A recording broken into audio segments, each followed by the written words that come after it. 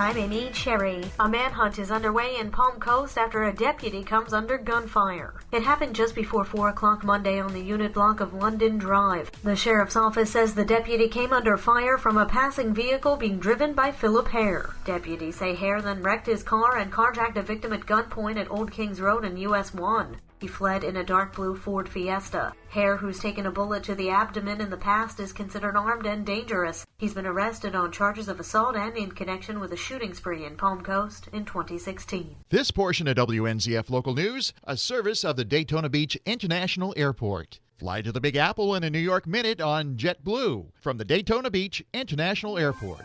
We need to get the word out to the public that no more charcoal grill fires. A county-wide burn ban is in effect. That means no more charcoal grilling at your upcoming picnic. County Commissioner David Sullivan. It's going to be hard for them to understand that even the charcoal grills are part of this fire ban. County Commission Chairman Nate McLaughlin agrees getting people to stop using charcoal grills will be a struggle. That's probably one of the biggest culprits, oh, well, I'm done with these coals. They're in the bushes. They're not on fire. They won't hurt anything when you're into those crunchy bushes. Conditions are so dry right now, and with no significant rain in the forecast, the state is calling it the worst risk of fire since 2011. The burn ban also prohibits the sale, use, and discharging of fireworks and any open burning. That includes the fire pit in your backyard. You're also banned from throwing matches or cigarettes out your car window. We're learning more about a father's fatal shooting of his son. Ben Smith reports. Police say 74-year-old Bobby Gore, his wife Bonnie Jean, and their 31-year-old son Lucas Gore were arguing at a nearby bar Saturday night before returning home. Lucas and Bonnie continued their argument until almost 12:30 a.m. That's when Flagler Beach police were called to the family's South Daytona Avenue home. An officer found Lucas slumped over a table unresponsive, Bonnie pacing, and Bobby standing in a hallway. In an affidavit, Bonnie says that Bobby shot Lucas twice in the head in what police describe as an execution-style shooting. The elder Gore faces a first-degree murder charge and is being held at the Flagler County Jail. For Flagler's Morning News, I'm Ben Smith.